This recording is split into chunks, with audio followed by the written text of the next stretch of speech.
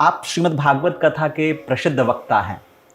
लगभग आप 100 के करीब कथा भागवत का वाचन कर चुके हैं। आपने पहली कथा द्वारिका जी में की, जो कि बड़ी ही अद्भुत और आई थिंक वो एक ऐतिहासिक कथा रही। आपकी एक मेमोरी जुड़ी हुई है उससे। लेकिन सनातन धर्म में कहते हैं ऐसे 4 वेद हैं, कई उपनिषद हैं। मुझे तो उपनिषदों की ज़्यादा जानकारी भी नहीं है। 18 पुराण हैं। फिर श्रीमद् भागवत का ही चयन क्यों किया आपने? श्रीमद् भागवत के अलावा क्या अन्य ग्रंथ इतने प्रासंगिक नहीं हैं या इतने उनकी महिमा नहीं है? क्योंकि हमारे यहाँ तो 33 कोटि देवी देवताओं का विवरण है। श्री राम कथा, श्रीमद् देवी भागवत, शिव पुराण या वाराह पुराण, अन्य पुराण है। ये इस विषय पे आप ही बताएंगे, लेकिन आपने श्रीमद् भागवत का ही चयन क्यों किया है? पहला सवाल, आप इसके बारे में मुझे बताएं। सबसे पहली बात तो श्री वेद व्यास जी महाराज, जिन्होंने समस्त वेद पुराण आदियों का वाचन किया एवं उनका निर्माण किया, तो एक के बाद एक वे लिखते जा रहे थे। मानव कल्याण का ही उनके देह था कि मुझे मानव कल्याण करना है। तो जब वे लिखते जा रहे थे तो किसी अपनी कृति से संतुष्ट नहीं हो पा रहे थे, तो फिर अगला पुराण लिख रहे थे। एक पुराण लिखा, फिर उनको लगा शायद कुछ रह गया, तो अगले पुराण में उसको लिखा। इस प्रकार उन्होंने 18 उप पुराण लिखे, 17 महापुराण लिखे, 4 वेद लिखे, पंचम वेद के रूप में महाभारत आदि ग्रंथों का भी निर्माण किया। लेकिन उनके हृदय को वो अपने आप को परिपूर्ण नहीं समझ रहे थे। वो कहीं ना कहीं इनकम्प्लीट अपने आप को खोज रहे थे कि मैं कहीं रह रहा हूँ, अभी मैं पूरी तरीके से सहमत नहीं हूँ अपनी कृतियों से। तब श्री नारद जी महाराज के आगमन से, और फिर वो पूरी कथा तो मैं क्या सुनाऊं, नारद जी महाराज ने उनको इन्फ्लुएंस किया। तब जाकर के श्री वेद व्यास जी महाराज ने समाधिनानुस्मर तद विचेष्टितम, समाधि से एक ग्रंथ का निर्माण किया। बाकी ग्रंथों को तो चिंतन करके, चयन करके, गणेश जी के द्वारा स्वयं के भाव से लिखा। लेकिन श्रीमद् भागवत का वर्णन कैसे किया? बोले समाधिनानुस्मर तद विचेष्टितम, समाधि में बैठे हैं और जैसे ही नेत्र खोल करके देखा तो श्रीमद् भागवत निर्माण हो चुकी थी। कोई समाधिस्थ भाषा है। और जब श्रीमद् भागवत का निर्माण हुआ तो श्री वेद व्यास जी परिपूर्ण हो गए। इट मींस कि श्रीमद् भागवत जी की रचना के बाद व्यास जी ने फिर कोई दूसरा पुराण नहीं लिखा? उसके बाद में उन्होंने कहा कि जो आप अन्य पुराण पढ़िए, भागवत जी के बाद उन्होंने कोई अन्य पुराण नहीं लिखा। वो अंतिम कृति थी। इसके बाद में बोले अब कुछ लिखना शेष, सारम सारम समद्वितम, मैंने सबका सार इसमें लिखा है।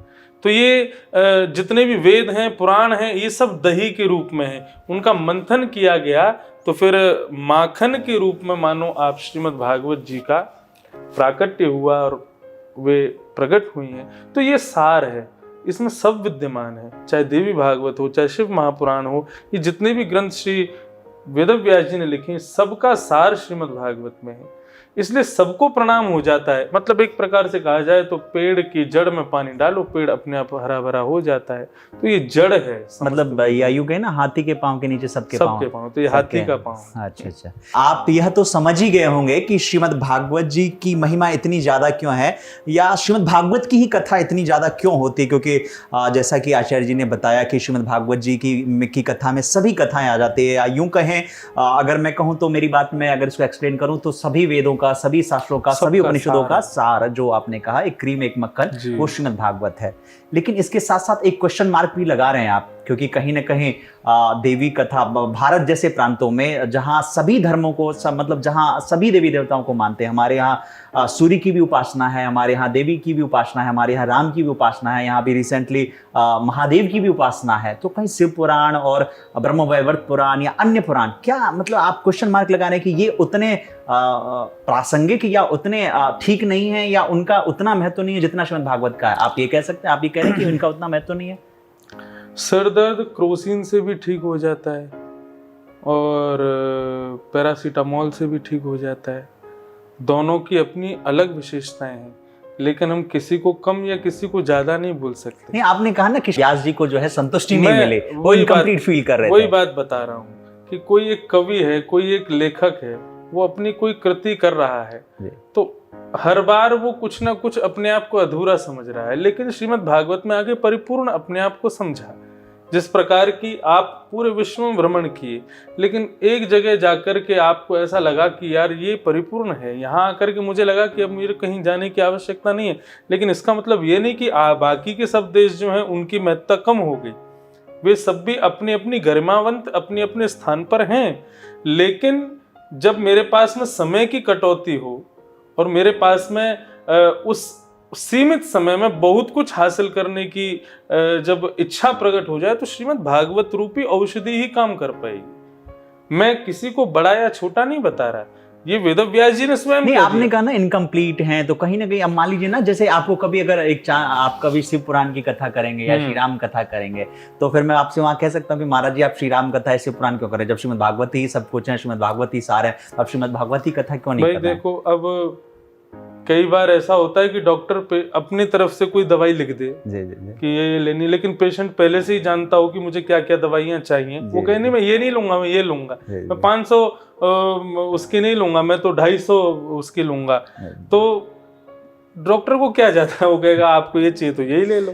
तो भाई यजमान की इच्छा होगी कि हमको राम कथा ही सुननी है, रामायण ही सुननी है, तुलसीकृत रामायण ही सुननी है, तो भाई वो भी ले लीजिए। हाँ, मतलब महाराज जी ने ये कहा, ये आचार्य जी ने, कि आप अपनी अपनी एक इच्छा है, कुछ इनकम्प्लीट नहीं है। हमारे सनातन धर्म में जो कुछ भी है सबका अपना एक महत्व है, चाहे शिव पुराण की कथा हो, चाहे देवी भागवत की हो, चाहे श्री राम कथा हो, हाँ अपना एक पसंद है, लेकिन पुराणों का सार श्रीमद् भागवत ही है।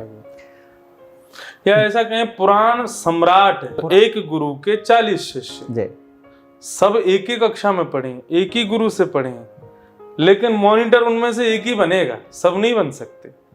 ठीक उसी प्रकार श्रीमद् भागवत जो है ये सबका मॉनिटर है, ये सबको मॉनिटाइज करता रहता है। जो सबके पास है, सबके पास अलग अलग विशेषताएं, लेकिन सबकी जो विशेषताएं वो एक ही जगह है, वो श्रीमद् भागवत है।